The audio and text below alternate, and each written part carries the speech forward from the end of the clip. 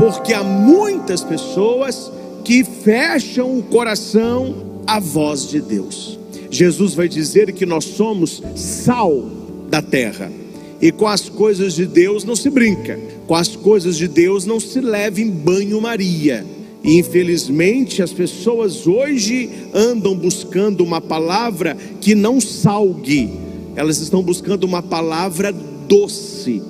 Quanto mais doce é a palavra, quanto mais melosa é a palavra, quanto mais sentimental é a palavra, mais o povo gosta. Oh, mas o povo adora. Mas quando você pega a palavra bíblica, a palavra que exige conversão, a palavra que exige mudança, a palavra que oferece cruz, aí você vê que as pessoas não querem, elas não ouvem com bom grado. O coração se fecha, porque elas querem ouvir somente aquilo que faz bem e não aquilo que é bom. Ouvir a palavra não é fácil. Então não feche o coração, ouça a voz de Deus. Quando se ouve mal com o ouvido, é porque não se quer ouvir com o coração. Quando você fala o coração, você está chamando a pessoa a uma mudança real. É por isso que Jesus não fala a nossa mente, porque o saber não muda a vida. Pergunte para a pessoa que não vem à igreja, que não vai à igreja, que não crê no que a igreja prega. Pergunta para ela, quem é Jesus? Muitos sabem a definição. Jesus é o Salvador, Jesus é o Senhor, Jesus é o Filho de Deus. Eles sabem aqui, mas eles ainda não creem aqui. E uma palavra maravilhosa que nós precisamos saber na ponta da língua, o que significa crer. A palavra crer significa o que? Na Constituição, dar o coração. Então a pessoa que crê em Deus não é aquela que entregou para Deus a mente, o racional, mas é aquela que entregou o coração, a própria vida. E quando se fala de coração, se fala de essencial. A pessoa vive sem um braço, a pessoa vive sem uma perna, a pessoa vive sem uma das visões ou sem a visão, a pessoa vive sem um rim, mas a pessoa não vive sem um coração. Ali está a sede da vida. Por isso que nós falamos que é diferente do judeu. Quando nós amamos muito alguém, nós falamos, você está no fundo do meu coração. O judeu não fala coração, ele fala entranha. Deus nos ama no fundo das suas entranhas. Por isso que o rei Davi, quando fala do amor de Deus, fala da entranha, que quando a gente assusta, a gente está alegre, a gente sente nas entranhas. Importante como o coração que emana vida, é a cabeça que emana comando. Quem comanda o nosso corpo é a cabeça. Quem comanda a nossa vida enquanto emoção, enquanto congruência, enquanto alegria, é o que nós chamamos de coração. É por isso que vai dizer na palavra que Jesus não é o coração da igreja, Jesus é a cabeça da igreja. E nós somos os seus membros. E para ter uma cabeça que emana vida, nós precisamos receber esta vida através do coração. Olha como que as coisas vão se casando e você entende que o que vale é a palavra intimidade, é a palavra experiência, é a palavra proximidade. Meus irmãos, todos nós passamos por momentos difíceis na vida. Todos nós passamos por provações, dificuldades, tristezas. Tem dia que a gente dorme bem, não aconteceu nada, a gente acorda mal, acorda assim para baixo, triste, o dia não rende, a gente arrasta o dia, parece que aquele dia não vai acabar.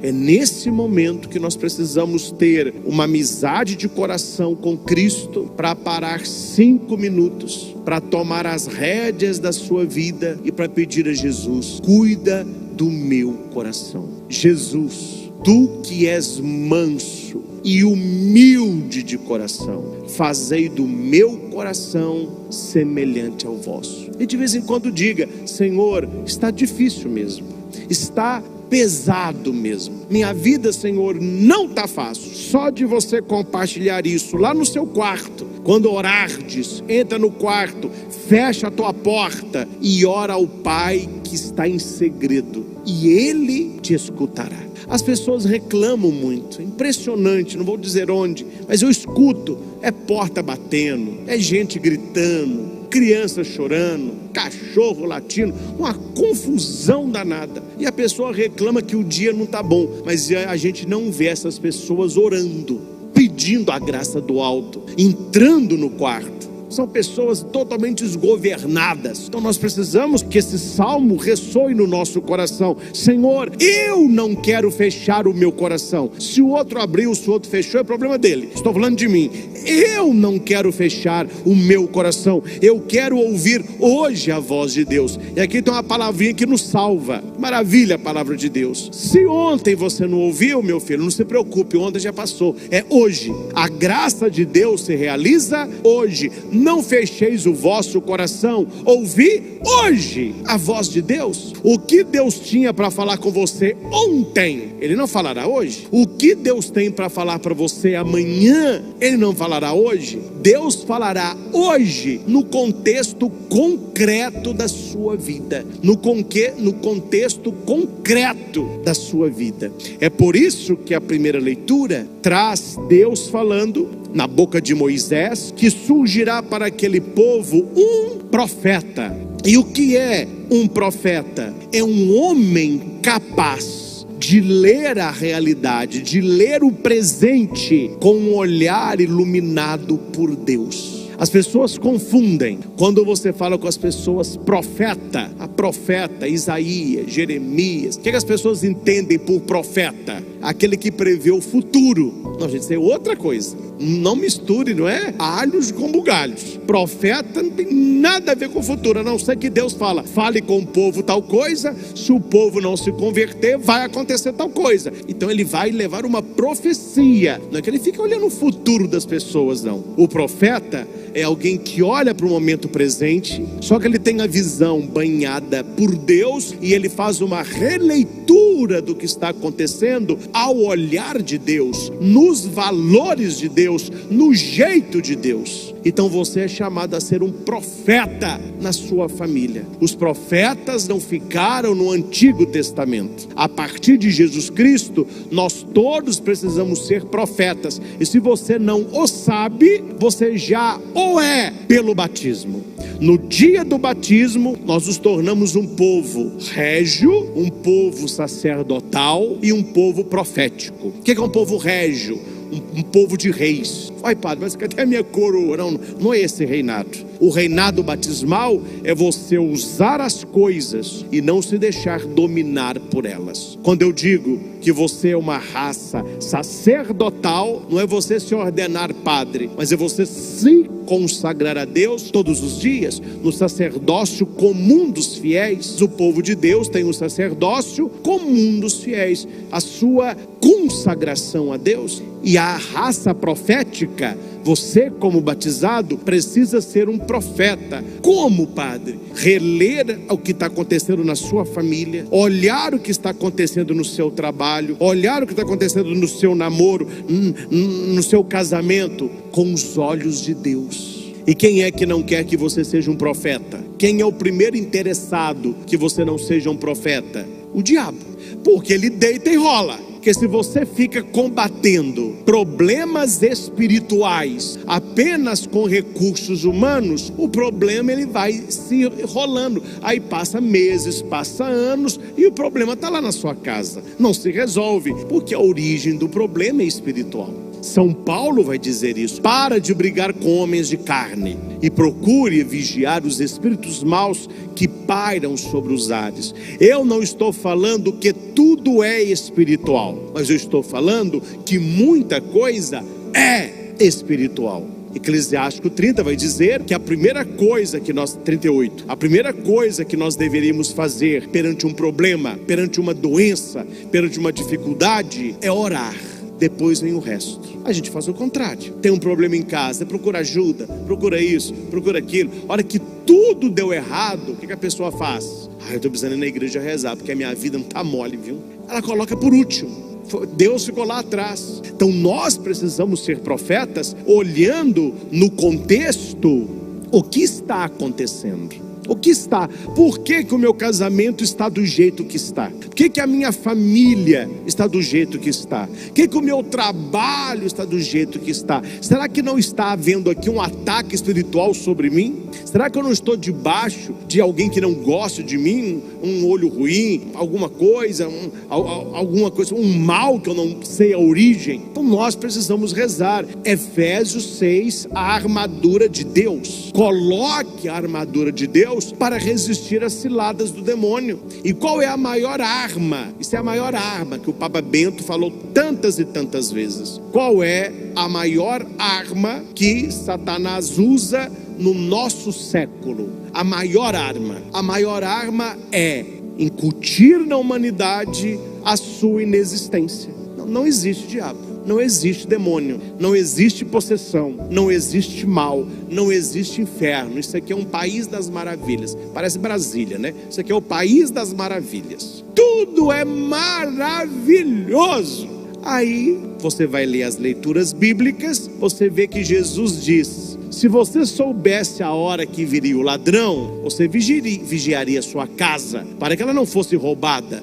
Mas como você não sabe, ficai atentos, que no momento que você menos esperar, o Filho do Homem virá. Então olha a comparação de texto. A gente não olha isso? Fecha a porta da casa, você sai do carro, pip, tem gente que faz assim ainda. Por quê? Porque você sabe que você precisa cuidar do que é seu, senão alguém vai levar. Ah não, se não existe ninguém roubando, se a sociedade é um país das maravilhas, você pode vir à missa, largar as janelas abertas, a porta aberta, portão aberto, o carro destrancado, a chave na ignição. Ai padre, você está louco? É porque você sabe que é um perigo. Quando não se acredita mais na ação do mal, o que acontece conosco? Você está aberto a ele, você está desprotegido e ele vai atacar. E a coisa é tão séria e tão pesada que, se não fosse tão séria e tão pesada, não tinha entrado no Pai Nosso. Jesus colocou, olha para você ver, Jesus colocou o demônio no Pai Nosso, meu filho. Não nos deixeis cair em tentação. Se existe a tentação, é porque há um tentador. Mas livrai-nos do mal. Não é esse malzinho, não. É um mal, não. É um mal personificado. Se Jesus é o bem personificado, existe o mal personificado. E é contra este mal que Jesus veio lutar. É contra o reino das trevas que Jesus nos chama à luz. São Paulo vai dizer: vós não sois filhos das trevas, vós sois filhos da luz. E este dia não vai vos surpreender como um ladrão. Orai e vigiai. Então a primeira leitura fala que nós precisamos aprender a ter uma língua profética. O que é ter uma língua profética? Anunciar a palavra, denunciar o pecado. Nós precisamos, na sociedade de hoje, pessoas que têm uma língua profética. Bispos e padres que têm uma língua profética, que não têm medo de falar. Pais, mães, famílias proféticas, que profetizem graça e bênção dentro da sua casa, anunciando coisas boas, denunciando coisas erradas. O profeta que faz uma releitura e diz: isso aqui é de Deus, isso aqui não. Isso aqui caminha de acordo com o que o Senhor nos diz. Isso aqui não caminha de acordo com o que o Senhor nos disse. E olha que interessante: farei surgir um profeta, porei em sua boca as minhas palavras, e ele lhes comunicará tudo o que eu lhe mandar. Então as pessoas no livro do Deuteronômio, elas estão ouvindo a boca do profeta como se fosse a boca do próprio Deus. Meus irmãos, você nunca ouviu da boca de alguém, seja o seu marido, sua mulher, um melhor amigo, um padre, um conselheiro, um pregador, uma irmã de caridade, não sei quem, você nunca ouviu na boca de alguém Deus falando para você de maneira clara? Nossa, parece que eu estou sozinho nessa igreja, parece que está falando para mim. É a boca de Deus. Você vai conversar com um amigo, ele te dá um conselho, fala: meu Deus, é Deus falando na boca dessa pessoa para a minha vida. Isso acontece inúmeras vezes. Ah, padre, Eu nunca escutei. Fechou o coração, né?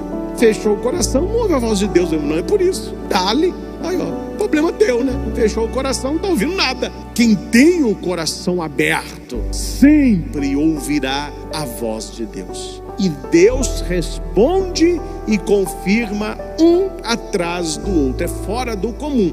Você recebe uma palavra, você pede uma confirmação, antes do almoço já vê confirmação, chega uma mensagem no seu celular, você liga a televisão, a pessoa está falando daquilo, você abre um livro, está falando daquilo, parece que foi escrito aquilo ali. Deus, ele está falando o tempo inteiro. Não fecheis o coração, ouvi hoje a voz de Deus. Descubra as riquezas da sua fé católica de uma maneira única.